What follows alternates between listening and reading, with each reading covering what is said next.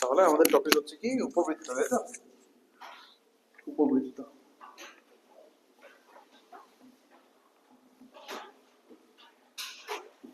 আচ্ছা, উপবৃত্তের কনসেপ্টটা স্টার্ট করব। আমরা শঙ্কুচ্ছেদ দিয়ে গল্পটা শুরু করেছিলাম। শঙ্কুচ্ছেদ কি জিনিস? শঙ্কুচ্ছেদ হচ্ছে এমন একটা গতিশীল বিন্দুর সঞ্চার পথ যেটা নিজের যে কোনো অবস্থানে একটা স্থির বিন্দু থেকে আর একটা স্থির সরলরেখা থেকে সমান দূরত্বের অনুপাত বজায় রেখে গতিশীল। ঠিক আছে? স্থির বিন্দু আর একটা স্থির সরলরেখা থেকে সমান দূরত্বের অনুপাত বজায় রেখে গতিশীল, সেটাকেই বলা হচ্ছে শঙ্কুচ্ছেদ। যখনই এরকম ভাবে কোনো একটা বিন্দু গতিশীল হবে তখনই তাকে বলা হচ্ছে শঙ্কুচ্ছেদ।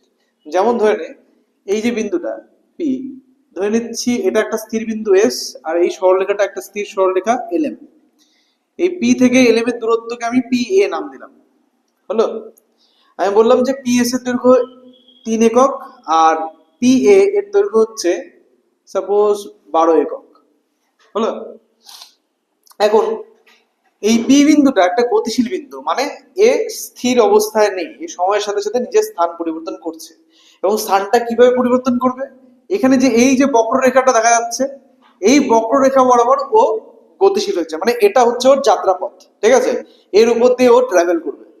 এখন ও যখন পি অবস্থান থেকে সাপোজ এখানে কোন একটা বিন্দুতে আসলো, সাপোজ এটার নাম দিয়েছি কিউ অবস্থান, তখন কিউ থেকে এস এর যা দূরত্ব, কিউ থেকে এই এর যা দূরত্ব, এল এম এর যা দূরত্ব, সাপোজ এটার নাম দিলাম আর।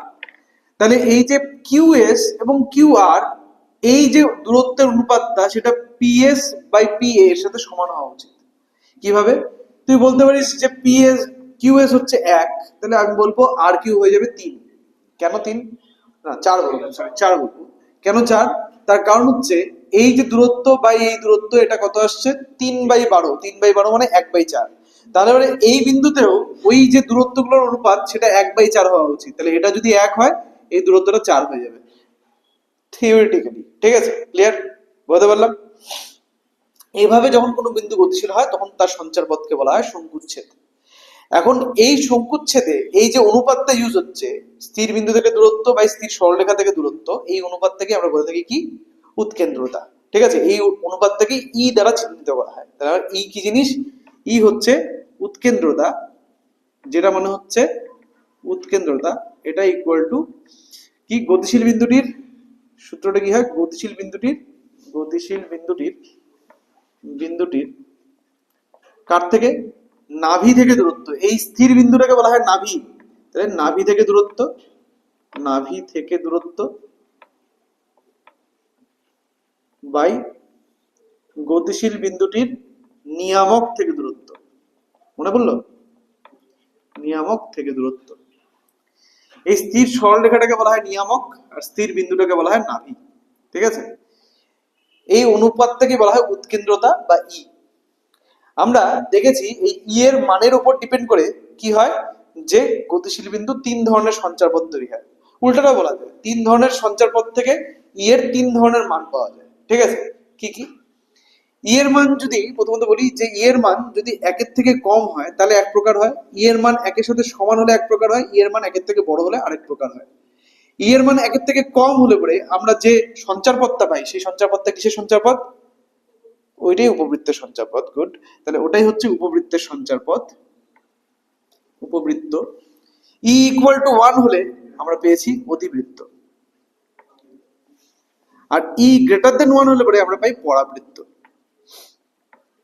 তাহলে এভাবে উপবৃত্ত, অধিবৃত্ত এবং পরাবৃত্ত বলে 3 ধরনের আকৃতি তৈরি হয়। ঠিক আছে অব্র? আমরা এর আগে অধিবৃত্ত করেছি। অধিবৃত্ত মানে উৎকেন্দ্রতার মান কত? 1। এইবার আমরা উপবৃত্ত করব, মানে উৎকেন্দ্রতার মান কত হবে? 1-এর থেকে কম, ছোট। 1-এর থেকে ছোট বলতে কোন সংখ্যাকে বোঝানো হচ্ছে? তার মানে এরকম কতগুলো সংখ্যা আছে? অসংখ্য, তাই না? এরকম তাহলে অসংখ্য সংখ্যা আছে। ই গ্রেটার দেন 1 মানে অসংখ্য সংখ্যা, কিন্তু ই ইকুয়াল টু 1 মানে একটাই ভ্যালু। ঠিক আছে? এই জন্য যখন আমরা অধিবৃত্তের অঙ্কগুলো করছি, কোনো অধিবৃত্তের অঙ্কে উৎকেন্দ্রতা বলে কোনো কথা আসেনি, তাই না? কোনো অধিবৃত্তের অঙ্কের মধ্যে আমরা উৎকেন্দ্রতা বলে কোনো শব্দ পাইনি। কেন? কারণ উৎকেন্দ্রতা সেক্ষেত্রে 1 হয়ে গেছে, মানে নিয়ামক নাভি থেকে দূরত্ব আর নিয়ামক থেকে দূরত্ব কত হয়ে গেছে? সমান হয়ে গেছে। ঠিক আছে? এই জন্যই অনুপাতটা 1 হয়ে গেছিল। ক্লিয়ার? কিন্তু এবার তা হবে না, এবার উৎকেন্দ্রতা হলো একের থেকে কম। তাহলে কোনটার দূরত্ব বেশি হবে, নাভি থেকে দূরত্ব না নিয়ামক থেকে দূরত্ব? নিয়ামক থেকে দূরত্ব বেশি হওয়ার কথা। উৎকেন্দ্রতা মানে এই অনুপাতটার মান একের থেকে কম হবে, তার মানে কি হর বড় হবে। অনুপাতের হরটা যদি বড় হয়, লব যদি ছোট হয়, তবেই তো অনুপাতটার মান একের থেকে কম হয়। তার মানে কি নিয়ামক থেকে দূরত্ব এবার বেশি হবে, নাভি থেকে দূরত্ব কম হবে। ইয়ের উপর অবস্থিত যে কোনো বিন্দু, অধিবৃত্তের উপবৃত্তের উপর অবস্থিত যে কোনো বিন্দু। ক্লিয়ার? এখন আমরা তাহলে একে একে এই উপবৃত্তের বিভিন্ন স্ট্যান্ডার্ড ফর্ম এবং সেই উপবৃত্তের স্ট্যান্ডার্ড ফর্মগুলোর রেসপেক্টিভ কি কি জিনিস আমাদের শিখতে লাগে তা সেগুলো নিয়ে আলোচনা করি। তো তোরা জানিস, সেগুলোকে একবার রিভিশন দিয়ে নে। সেটা হচ্ছে উপবৃত্তের উপবৃত্তের আদর্শ আকার। উপবৃত্তের আদর্শ আকার।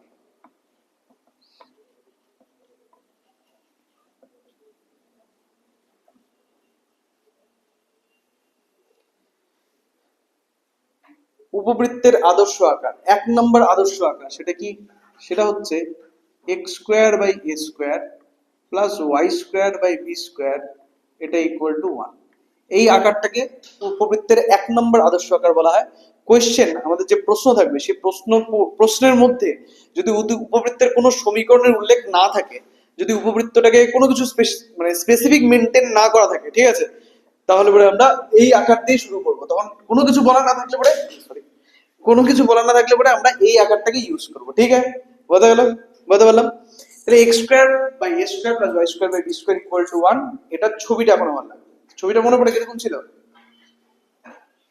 এক্স অক্ষ ওয়াই অক্ষ, তোদেরকে উপবৃত্ত শিখাইছি। তো উপবৃত্তের দুটো অক্ষ হয়, মনে পড়ে? অধিবৃত্তের কিন্তু একটাই অক্ষ, উপবৃত্তের দুটো অক্ষ হয়। এক্ষেত্রে উপবৃত্তের যে অক্ষ দুটো সেটা এক্স অক্ষ আর ওয়াই অক্ষ হবে। কিন্তু আমরা দেখেছি যে উপবৃত্তের একটা অক্ষকে পরাক্ষ বলে, একটা অক্ষকে উপাক্ষ বলে, তাই না? মনে পড়ে? তো কোনটাকে পরাক্ষ বলতাম? যেটার দৈর্ঘ্য বেশি আর যেটার দৈর্ঘ্য কম তাকে বলা হয় উপাক্ষ। ঠিক আছে, এক্ষেত্রে পরাক্ষ কোনটা উপাক্ষ কোনটা এই ছবিটার ক্ষেত্রে? X square by x square. আগে বলে দিই, আমাদের সব ইয়েগুলোতে, সব মানে অঙ্কগুলোতে এর মান বি এর থেকে বড়। তাহলে এ হচ্ছে পরাক্ষ, মানে এক্স অক্ষ হচ্ছে বড় অক্ষ হবে। তাহলে এই হয়ে গেল এক্স অক্ষ। ঠিক আছে,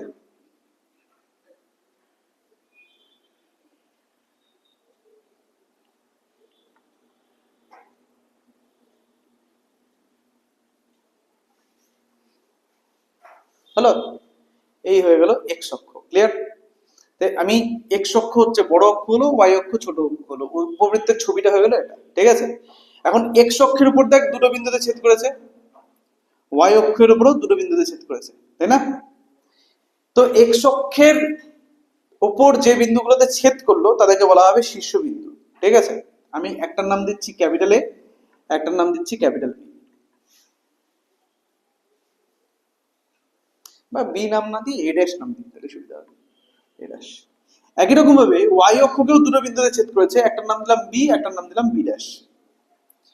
এদেরকেও তুই শীর্ষবিন্দু বলতে পারিস। ঠিক আছে, তবে মূলত শীর্ষবিন্দু বলতে এক্স অক্ষের উপর যে দুটো শীর্ষবিন্দু তাদেরকেই বোঝানো হয়, মানে পরাক্ষের উপর যে শীর্ষবিন্দু তাদেরকেই বোঝানো হয়। ঠিক আছে, তাহলে এইটা হলো উপবৃত্তটার ছবি। এখন এই ছবির সাথে সমীকরণের ডিটেলস গুলো আলোচনা করতে হবে।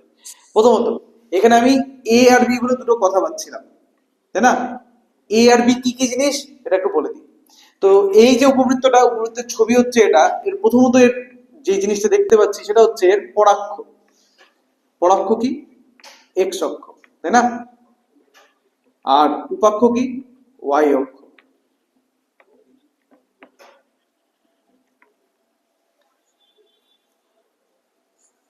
কোন উপবৃত্তের যে অক্ষ দুটা তারা একে অপরকে যেখানে ছেদ করবে, যে বিন্দুতে ছেদ করবে, তাকে বলা হবে উপবৃত্তটার কেন্দ্র। উপবৃত্তের কেন্দ্র বলতে কি বোঝানো হবে? উপবৃত্তের কেন্দ্র হচ্ছে এমন একটা বিন্দু যেখানে উপবৃত্তের দুটো অক্ষ একে অপরকে ছেদ করবে। ছবিতে কোথায় ছেদ করেছে? মূল বিন্দুতে। তাহলে এই যে মূল বিন্দু, মূল বিন্দু হচ্ছে উপবৃত্তটার কেন্দ্র। তাহলে কেন্দ্র কি? কেন্দ্র হচ্ছে 0,0।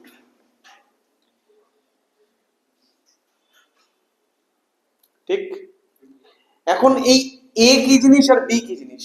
এ হচ্ছে মূলবিন্দু থেকে যে কোনো একটা শীর্ষবিন্দু দূরত্ব, মূলবিন্দু থেকে এক্স অক্ষের উপর যে কোনো একটা শীর্ষবিন্দু দূরত্ব, এক্স অক্ষের উপর কয়টা শীর্ষবিন্দু আছে? আর দুটো শীর্ষবিন্দুই দেখ মূলবিন্দু থেকে সমান দূরত্বে। তার মানে এই যে মূলবিন্দু থেকে এর দূরত্ব, এটাকেও এ বলা যেতে পারে, মূলবিন্দু থেকে এ ড্যাশ সেটা দূরত্বকেও এ বলা যেতে পারে। কথাটা ক্লিয়ার? এখন এই যে উপবৃত্তটা, এর পরাক্ষ কোনটা বলতে পারবি? এক্স অক্ষ তো এর পরাক্ষ, নো ডাউট। পরাক্ষের দৈর্ঘ্য বলতে ছবির মধ্যে কোনটা? 2a। মানে ছবির মধ্যে পরাক্ষের দৈর্ঘ্য কোনটা? পরাক্ষের দৈর্ঘ্য হচ্ছে উপবৃত্তটা এক্স অক্ষের উপর থেকে যেটুকুন জায়গা দখল করলো। কতটা জায়গা দখল করেছে? এই যে নীলকালিতে মার্ক করছি বা সবুজ কালিতে মার্ক করছি, এটা হচ্ছে এই জায়গাটা দখল করেছে, তাই না আমরা? তো এই যে পুরো পোর্শনটা, এই পোর্শনটাকে বলা হচ্ছে পরাক্ষের দৈর্ঘ্য। পরাক্ষ, পরাক্ষ মানে এক্স অক্ষ, এক্স অক্ষের উপর উপবৃত্তটা যতটা জায়গা দখল করেছে, যতটা দৈর্ঘ্যের জায়গা দখল করেছে, সেই দৈর্ঘ্যটাকে বলা হচ্ছে পরাক্ষের দৈর্ঘ্য। এই দৈর্ঘ্যের ভ্যালু কত হয়ে যাচ্ছে ওরা বলবো, কত? 2a একক। তাহলে নেক্সট হচ্ছে পরাক্ষের দৈর্ঘ্য। পরাক্ষের দৈর্ঘ্য আর হচ্ছে উপাক্ষের দৈর্ঘ্য। পরাক্ষের দৈর্ঘ্য কত হচ্ছে? 2a একক। উপাক্ষের দৈর্ঘ্য হচ্ছে 2b একক। একই রকম ভাবে উপাক্ষ, উপাক্ষেরও দৈর্ঘ্য একই কত? উপাক্ষের উপর উপবৃত্তটা যতটা জায়গা দখল করেছে সেটা হচ্ছে উপাক্ষের দৈর্ঘ্য। ঠিক আছে স্নেহা? দেখ এইটুকুনের উপর কোনো কনফিউশন? তোদের দুজনের রিভিশন হয়ে যাচ্ছে। তোর আজকে এটা ফার্স্ট হচ্ছে, তিনজনেই বল যে কোনো ডাউট আছে কিনা। আছে? নেই? তাহলে এই যে পরাক্ষের দৈর্ঘ্য উপাক্ষের দৈর্ঘ্য দুটো ভ্যালুই আমরা পেয়ে গেলাম। ক্লিয়ার? এখন পরে আমাদের কি লাগবে দেখ, এখন আমাদের যেটা নেক্সট প্রসঙ্গ সেটা হচ্ছে শীর্ষবিন্দুগুলোর অবস্থান। এক্স অক্ষের উপর শীর্ষবিন্দুগুলোর অবস্থান, ওয়াই অক্ষের উপর শীর্ষবিন্দুগুলোর অবস্থান, সেটা লিখে নি একবার। এক্স অক্ষের উপর, এক্স অক্ষের উপর শীর্ষবিন্দুগুলির স্থানাঙ্ক, শীর্ষবিন্দুগুলির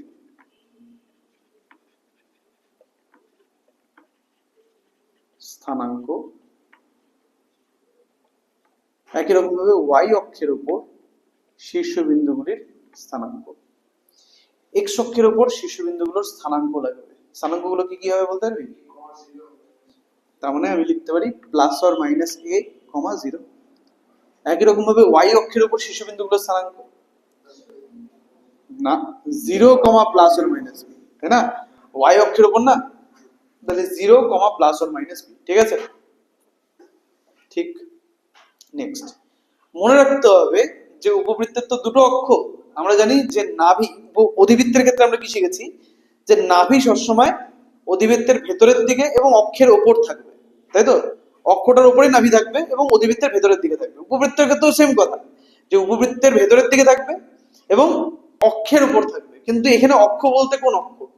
অক্ষ বলতে এক্ষেত্রে পরাক্ষ। ঠিক আছে? যে উপবৃত্তের ভেতরে বা উপবৃত্তের দুটো অক্ষ আছে, পরাক্ষ উপাক্ষ। বড় অক্ষ পরাক্ষ, ছোট অক্ষ উপাক্ষ। নাভি সবসময় পরাক্ষের উপর থাকবে, মানে বড় অক্ষটার উপর নাভি এক্সিস্ট করবে। ক্লিয়ার? তো আমি এই যে ছবিটা দেখতে পাচ্ছি, আমি ধরলাম যে নাভিগুলো হচ্ছে এরা। ঠিক আছে? কেন্দ্র থেকে ওরা সমান দূরত্বে থাকবে, এটাই বৈশিষ্ট্য। নাভি হচ্ছে এরা। তো নাভিরও তো নিশ্চয়ই কোনো না কোনো স্থানাঙ্ক হবে। আচ্ছা, নাভির স্থানাঙ্কের আগে উৎকেন্দ্রতা, উৎকেন্দ্রতা নিয়ে একটু আলোচনা করতে হবে, যেহেতু আলাদা আলাদা উপবৃত্তের আলাদা আলাদা উৎকেন্দ্রতা থাকতে পারে। আমরা জানি উৎকেন্দ্রতার মান একের থেকে কম হবে উপবৃত্তের ক্ষেত্রে, কিন্তু ডিফারেন্ট উপবৃত্তের ক্ষেত্রে ডিফারেন্ট উৎকেন্দ্রতা হতে পারে, সবগুলো মানই একের থেকে কম, তাহলে আলাদা আলাদা উৎকেন্দ্রতা হতে পারে। তো উৎকেন্দ্রতা নির্ণয়ের কি কোনো সূত্র আছে? এটা বাদ দিয়ে, এটা বাদ দিয়ে কি উৎকেন্দ্রতা নির্ণয়ের কোনো সূত্র আছে? আছে। সূত্রটা কি ছিল?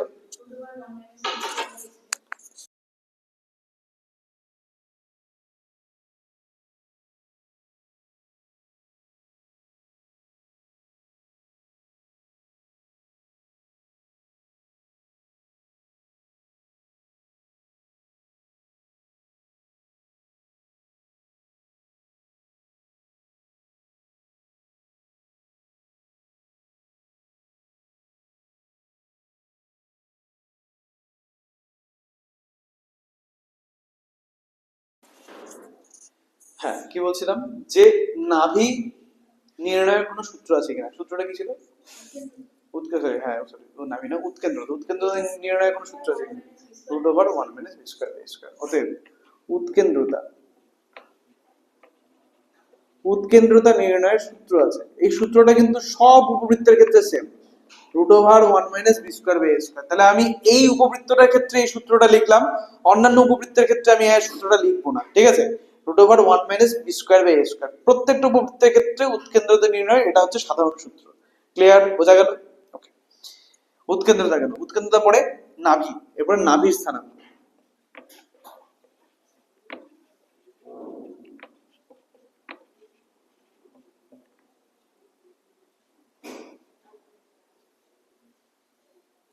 এরপর আসে নাভি স্থানাঙ্ক এই উপবৃত্তের নাভি স্থানাঙ্ক হচ্ছে plus or minus a e comma 0 মানে a into e comma 0 plus or minus a e comma 0 নাভির স্থানাঙ্ক হচ্ছে এটা তো উপবৃত্তের কিন্তু দুটো নাভি এক্সিস্ট করে অধিবৃত্তের ক্ষেত্রে যেমন একটা নাভি দেখছিলাম উপবৃত্তের দুটো নাভি থাকে নাভি দুটো স্থানাঙ্ক হচ্ছে plus or minus a e comma 0 গেল নাভি যখন দুটো তার মানে নাভি লম্ব দুটো ঠিক আছে তো নাভি লম্ব মানে হচ্ছে পরাক্ষের উপর লম্ব যেটা নাভিগামী সেটাকে বলা হয় নাভি লম্ব ঠিক আছে তো আমি এখানে এরকম দুটো ভ্যালু পাচ্ছি একটা নাম দিচ্ছি lm বা l1m1 আর একটা হচ্ছে l2m2 আমাদের এই l1m1 আর l2m2 দুজনেরই দৈর্ঘ্য লাগবে তো দুটো নাভিলম্ব হয় উপবৃত্তের আর দুজনেরই দৈর্ঘ্য সমান হয় সেই জন্য একটা নাভিলম্বের দৈর্ঘ্য জানলে পরে হয়ে যায় ঠিক আছে তো নাভিলম্বের দৈর্ঘ্যের ফর্মুলা কি মনে আছে 2b স্কয়ার বাই a তো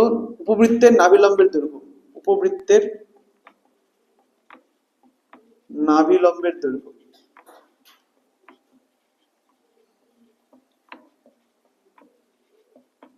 এটা ইকুয়াল টু হয় 2b স্কয়ার বাই a এত একক 2b স্কয়ার বাই a একক ঠিক আছে কি রে আচ্ছা উপবৃত্তের নাভিলম্বের দৈর্ঘ্য হয়ে গেল এরপরে লাগবে হচ্ছে নাভিলম্বের প্রান্ত বিন্দুগুলো স্থানাঙ্ক মানে কাদের স্থানাঙ্ক l1 m1 l2 m2 এই চারজনের স্থানাঙ্ক লাগবে ঠিক আছে নাভিলম্বের প্রান্ত বিন্দুগুলির স্থানাঙ্ক এটা বানিয়ে বলা যায় যে ডিটেইলসটা দেওয়া আছে তার থেকে আমি বানিয়ে বলতে পারবো নাভিলম্বের প্রান্ত বিন্দুগুলির স্থানাঙ্ক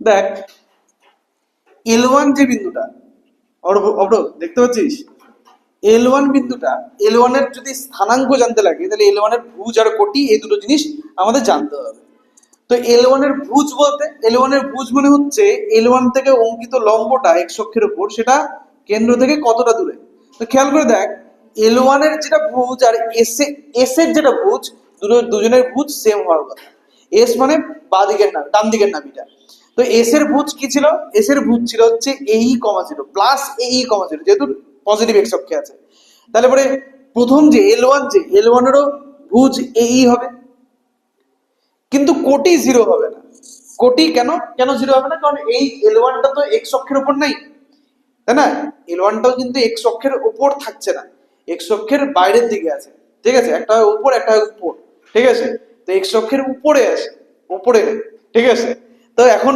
x অক্ষের উপরে যেহেতু আছে L1 এর নিশ্চয়ই কোটি কিছু একটা থাকবে কোটি 0 হবে না কোটি হবে কত দেখ তার জন্য আমার কি টোটাল দৈর্ঘ্যটা জানতে হবে তো দেখ এই যে L1 M1 এটা হচ্ছে নাভিলম্বের দৈর্ঘ্য এটার মান কত বলেছি 2b স্কয়ার বাই a তাহলে মানে এই পুরো দৈর্ঘ্যটা হচ্ছে 2b স্কয়ার বাই a মাঝখান দিয়ে পরাক্ষ গেছে তার মানে উপরের দিকে অর্ধেক নিচের দিকে অর্ধেক 2b স্কয়ার বাই a অর্ধেক কত শুধু b স্কয়ার বাই a তাহলে মানে উপরের দিকে আছে b স্কয়ার বাই a নিচের দিকেও b স্কয়ার বাই a তাহলে AE, b square by a এটা একটা নাভির স্থানাঙ্ক হলো মানে নাভিলম্বের প্রান্তবিন্দু স্থানাঙ্ক হলো আরেকটা নাভিলম্বের L1 এর স্থানাঙ্ক এটা M1 এর স্থানাঙ্ক বলতে পারবি কত হবে তাহলে কমা দিয়ে লিখি AE, minus b square by a কেন AE, minus b square by a same কারণ M1 এর কোটি আর S এর কোটি সেম হবে তাই না আর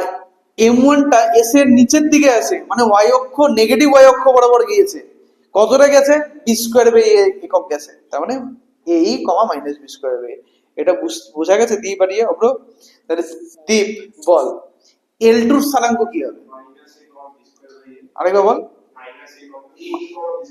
minus a comma b square by minus a comma minus b square by, তার মানে এটাকে আমি প্লাস মাইনাস দিয়ে দেখি, এটাকেও প্লাস মাইনাস দেখি, ব্যাপারটা অ্যাডজাস্ট হয়ে গেল। বোঝা গেছে? তাহলে plus minus a comma b square by a এটা একটা নাভিলম্বের প্রান্তবিন্দু, আর plus minus a comma minus b square by a এটা আরেকটা প্রান্তবিন্দু হলো। তো মোটামুটি নাভি রিলেটেড গল্প শেষ। এরপরে আসবে নিয়ামক রিলেটেড গল্প, ঠিক আছে? নিয়ামকটা এখনো বাকি আছে। তো নেক্সট হচ্ছে নিয়ামকের সমীকরণ। নিয়ামকের সমীকরণ।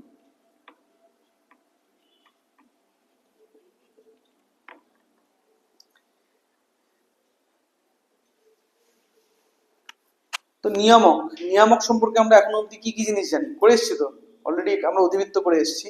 নিয়ামক সম্পর্কে টুকটাক জিনিস জানি। নিয়ামক কি হয়?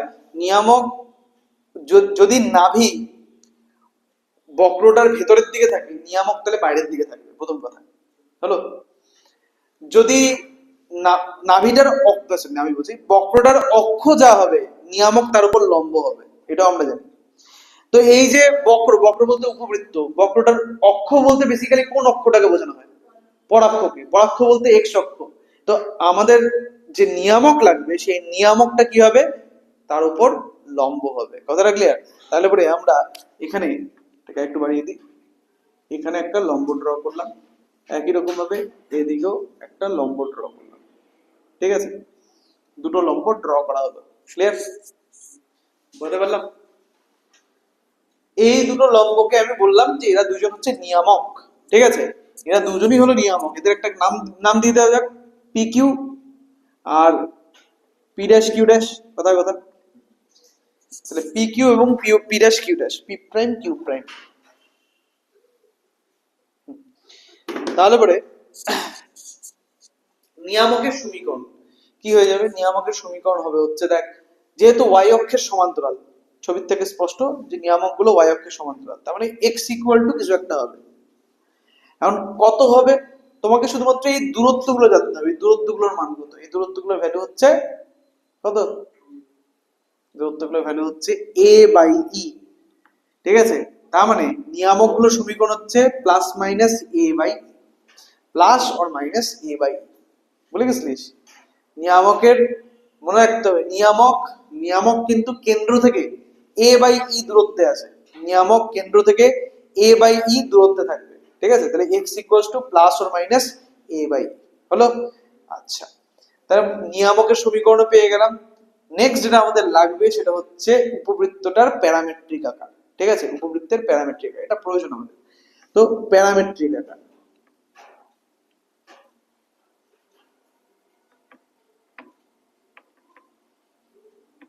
যে উপবৃত্তটা লিখেছি, এঁকেছি আর কি, তার প্যারামেট্রিক আকার কি হবে মনে আছে? X equal to a cos theta comma y equal to b sine theta. এটা হচ্ছে উপবৃত্তটার প্যারামেট্রিক আকার। দেখ, x equal to a cos theta আর y equal to b sine theta, তুই যদি এখানে বসাস তাহলে সমীকরণটা সিদ্ধ হচ্ছে, ঠিক আছে? তো এই হলো ডিটেলস, ঠিক আছে? এই ডিটেলস গুলো আমাদেরকে স্টাডি করতে হবে, প্র্যাকটিস করে করে এগুলোকে মনে রাখতে হবে। হ্যাঁ, এগুলোর উপর বেস করে আমাদের প্রবলেম সলভ হবে। ক্লিয়ার? আচ্ছা, নেক্সট পরবর্তী টপিকে চলে যাই। নেক্সট যে উপবৃত্ত নিয়ে আলোচনা করব সেটা দেখতে কিছুটা এরকম।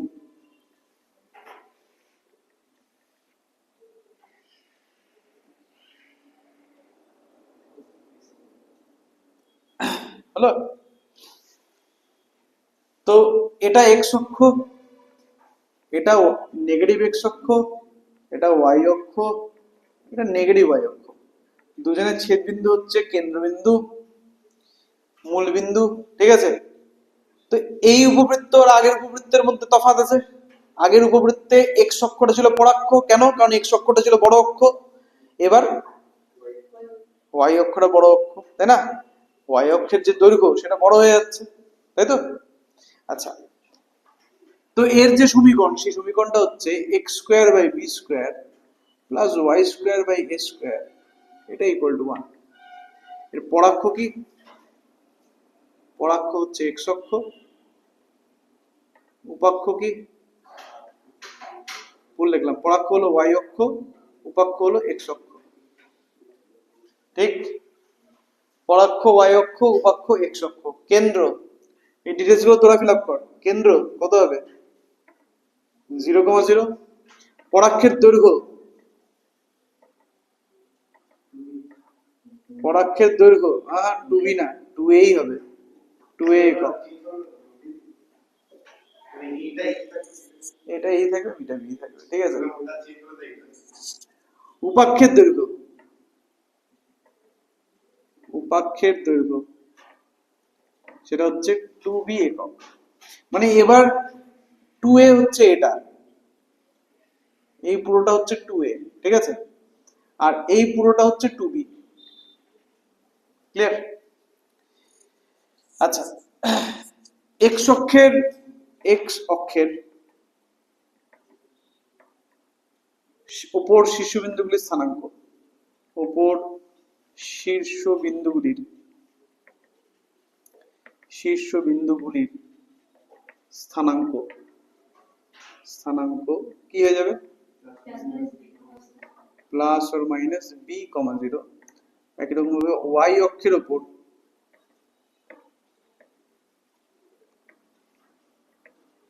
শীর্ষবিন্দুগুলির স্থানাঙ্ক,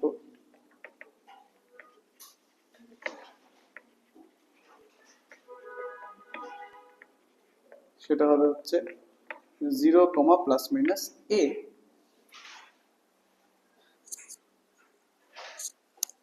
তাহলে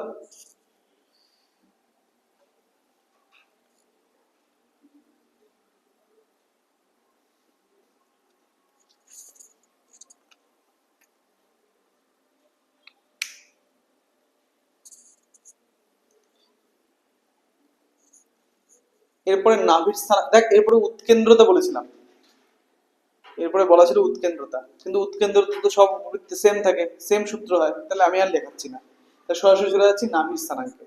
তো নেক্সট হচ্ছে নাভির স্থানাঙ্ক, নাভির স্থানাঙ্ক সেটা কত হবে?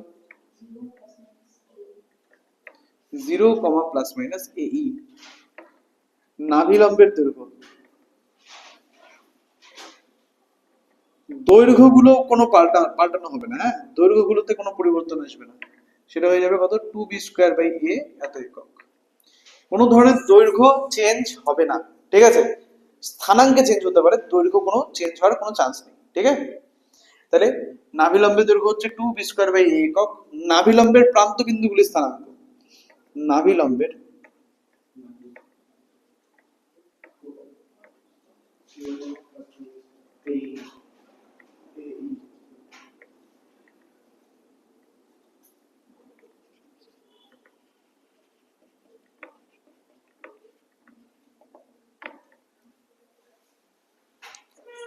নাভিলম্বের প্রান্তবিন্দু স্থানাঙ্ক বলতে পারবি কত হবে? আরেকবার বল। b²a plus or minus a e. একই রকম ভাবে minus b²a plus or minus a e, ঠিক আছে।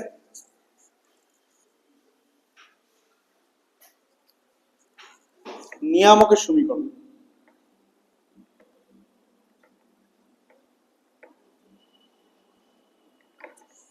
নিয়ামকের সমীকরণ,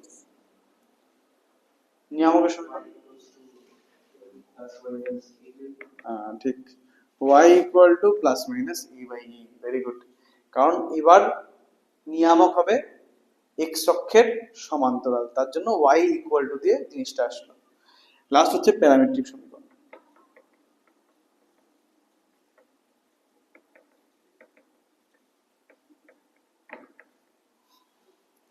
x ইকুয়াল টু কি লিখবো, y ইকুয়াল টু কি লিখবো? x ইকুয়াল টু কি হবে? b cos theta, y equal to a sin theta. মাথায় রাখতে হবে cos থিটা সবসময় x এর থেকে x এর সাথে বসবে, আর sin থিটা সবসময় y এর সাথে বসবে, ঠিক আছে। আর এটা কারণটা কেউ বলতে পারবে কেন এরকম হয়? কারণ x equal to b sin theta আর y equal to a cos theta বসালেও কিন্তু সিদ্ধ হচ্ছে সমীকরণটা, কিন্তু তা সত্ত্বেও আমরা বারবার কেন cos থিটাকে x এর সাথে রাখি? খুব সিম্পল কারণ, সেটা হচ্ছে নরমালি আমরা ভূমি হিসেবে কাকে কনসিডার করি, x অক্ষকে না y অক্ষকে? আর লম্ব হিসাবে ওয়াই অক্ষকে, তাই তো? এই জন্য কস থিটার মধ্যে কি পাওয়া যায়, ভূমি না লম্ব? এই জন্য ভূমির সাথে ট্যালি করে আমরা লিখি এক্স এর সাথে কস থিটাকে অ্যাসাইন করি, একই রকম ভাবে লম্বের সাথে আমরা অ্যাসাইন করি সাইন থিটাকে। কথাটা ক্লিয়ার? যদিও বা এরকম ম্যান্ডেটরি না, কারণ তুই যদি x equal to b sine theta y equal to a cos theta লিখতিস, তাহলে সেটাও কিন্তু এর প্যারামেট্রিক সমীকরণ হতো। ঠিক আছে? প্যারামেট্রিক সমীকরণ কোন একটা বক্রের একটা হয় না, অনেকগুলো হয়, তার মধ্যে থেকে একটা লেখা হয়। ঠিক আছে? একটা দিয়ে আমরা কাজ চালাই। কথাটা বলতে পারছি? এই নেক্সট পরের উপবৃত্তটা,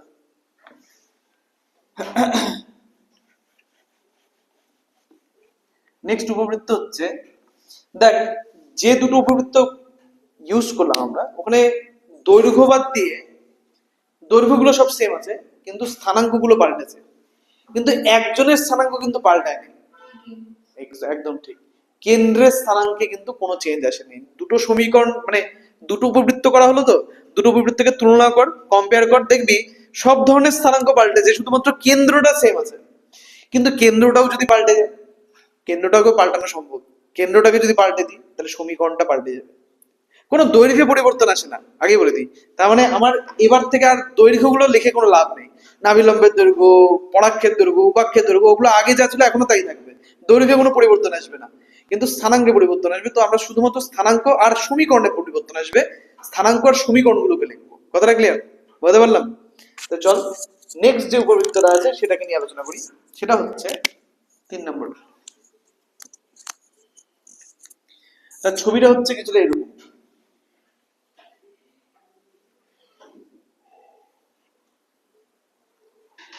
কিন্তু এটা তো একটু আগেই করলাম, তো এর ছবিটা আরেকটু চেঞ্জ হবে।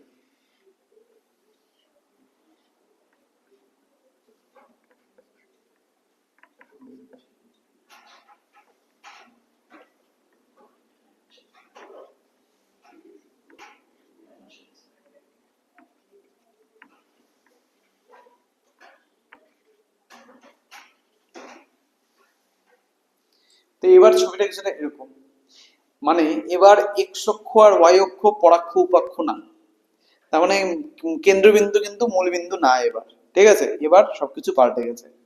এবার কেন্দ্রকে আমি বললাম আলফা কমা বিটা, এবার কেন্দ্রকে আমি বলছি আলফা কমা বিটা। তাহলে যখনই এটা বললাম তখনই যত স্থানাঙ্ক আর যত সমীকরণ ছিল সব পাল্টে যাবে, কোনো কিছু আর আগের মতন থাকবে না। কি হবে? সর্বপ্রথমত এর সমীকরণটা কি হবে? সমীকরণ হবে x মাইনাস আলফা তার square divided by a square plus y minus beta তার square divided by b square, এটা ইকুয়াল টু 1। ঠিক আছে? এর সমীকরণ প্রথমত হলো এরকম, এ কিন্তু গ্রেটার দেন বি, আগে বলে দিই। মানে আমরা যতগুলো উপবৃত্ত নিয়ে আলোচনা করছি প্রত্যেকটা উপবৃত্তের মধ্যে কিন্তু এ এর মান বি এর থেকে বড় হবে, ওটা কিন্তু ছোট হওয়ার কোনো চান্স নেই। ক্লিয়ার? আচ্ছা, এটার ক্ষেত্রে প্রথমত আমরা কি করব? সর্বপ্রথমত স্টাডি করব হচ্ছে পরাক্ষকে নিয়ে। পরাক্ষ কি হবে?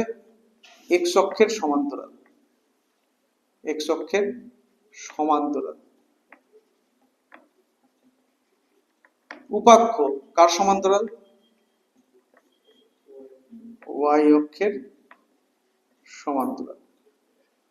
দেখ পরাক্ষ আর উপাক্ষ চেঞ্জ হয়েছে, কিন্তু তাদের সংজ্ঞা তো পাল্টায়নি। দুটো অক্ষ কেন্দ্র দিয়ে গেছে, ওই দুটোর মধ্যে থেকে যেটা বড় সেটাকে বলা হচ্ছে পরাক্ষ, আর যেটা ছোট সেটাকে বলা হচ্ছে উপাক্ষ। ক্লিয়ার?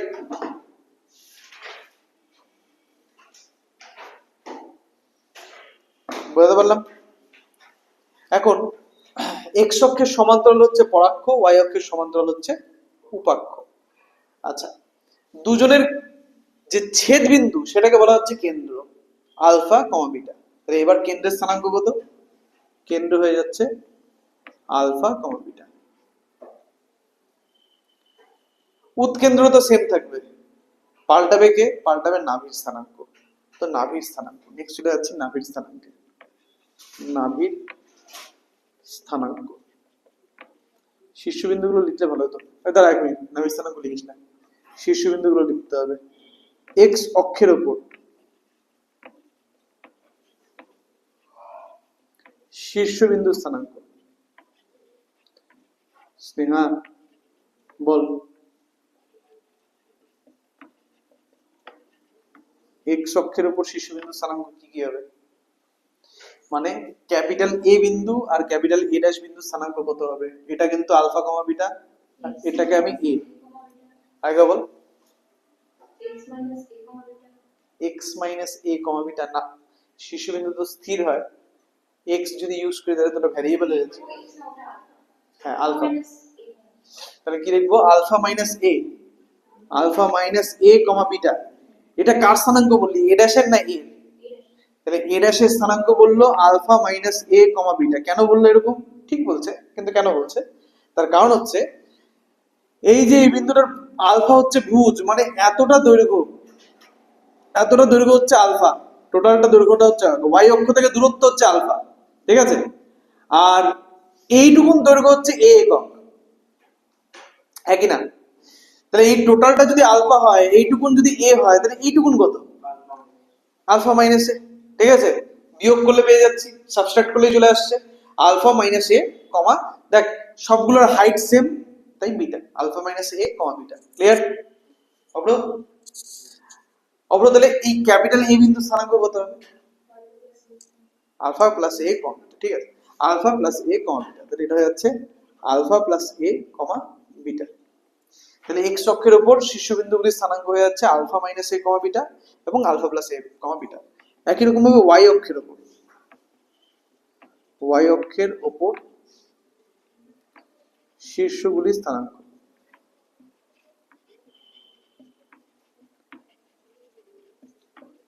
দীপ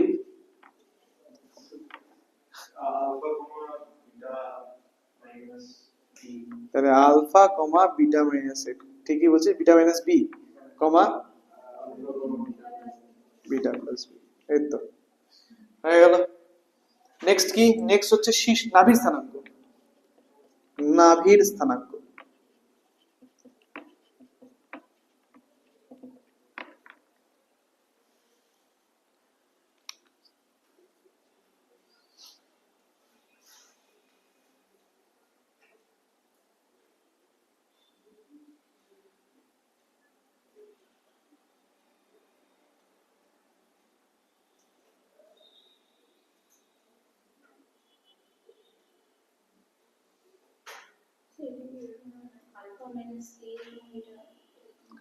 আলফা একদম আলফা মাইনাস এই কমা বিটা, আর এটা হচ্ছে আলফা প্লাস এই কমা বিটা। ব্যাস, ঠিক আছে, সহজ তো। কারণ কি? কারণ এটা যদি নাভি হয়, এইটুকুন দূরত্ব হচ্ছে এই আর এতটা হচ্ছে আলফা, তাহলে টোটালটা কত হচ্ছে? আলফা প্লাস এই। একই রকম ভাবে টোটালটা আলফা আর এই পাশেরটা হচ্ছে এইটুকুন দৈর্ঘ্য হচ্ছে এই, তাহলে আলফা মাইনাস এই হয়ে গেল, পরে বাকিটা পেয়ে যাচ্ছি, ঠিক আছে? তাহলে আলফা প্লাস এই কমা বিটা, আলফা মাইনাস এই কমা বিটা। নাভির স্থানাঙ্ক গেল। নাভির স্থানাঙ্কের পরে নাভিলম্বের দৈর্ঘ্য সেম থাকবে, নাভিলম্বের প্রান্ত বিন্দুগুলির স্থানাঙ্ক, নাভিলম্বের প্রান্ত, ব্যাস এটুকুন লিখলাম, চিন্তা করতে থাক।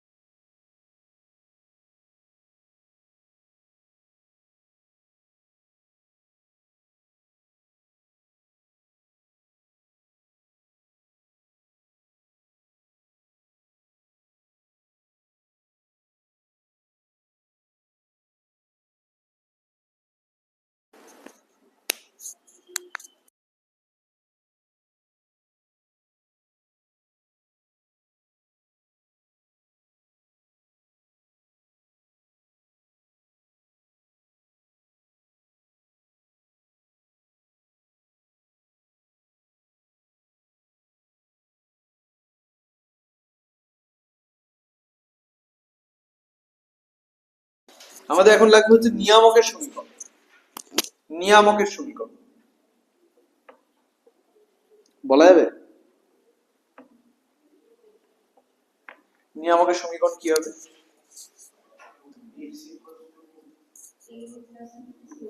x equal to alpha plus minus ae, very good, very very good, ঠিক আছে।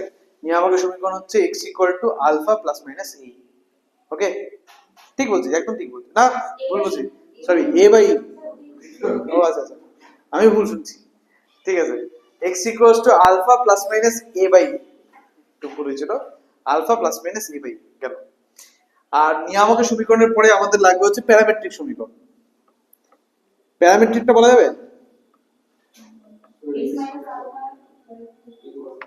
x minus alpha equals to a cos theta, comma y minus beta equal to b sin theta,